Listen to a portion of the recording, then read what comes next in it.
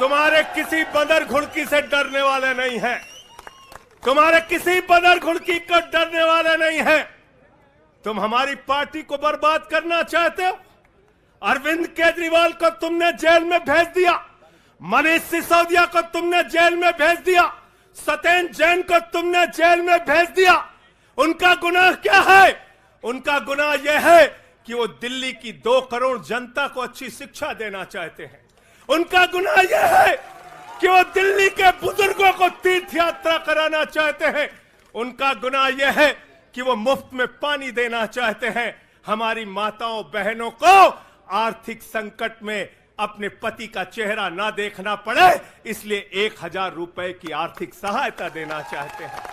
उनका गुनाह यह है कि हमारी माताएं बहनें जब मजदूरी करती हैं, उनके पास बस का किराया नहीं होता। एक ऑटो वाले की बेटी जो कॉलेज जाती है, उसके पास बस का किराया नहीं होता। उनका गुनाह यह है कि अरविंद केजरीवाल कहते हैं हमारी बेटियों को, हमारी माताओं को बस की यात्रा के लिए 1 रुपए नहीं देना पड़ेगा। तुम हिंदुस्तान की सबसे बेहतरीन सरकार अरविंद केजरीवाल की सरकार को गिराना चाहते हो, तोड़ना चाहते हो, हमारे विधायकों को डराना चाहते हो।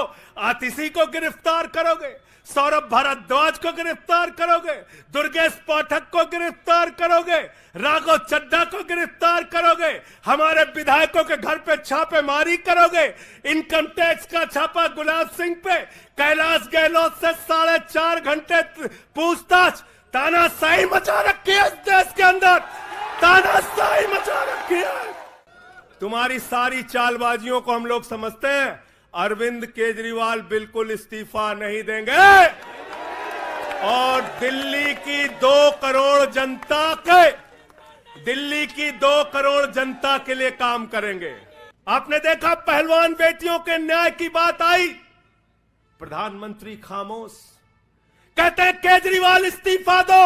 मणिपुर 1 साल से जल रहा है, वहां की बेटियों को निवस्त करके, वहां की पत्नी, वहां के एक फौजी की पत्नी को निवस्त करके घुमाया गया।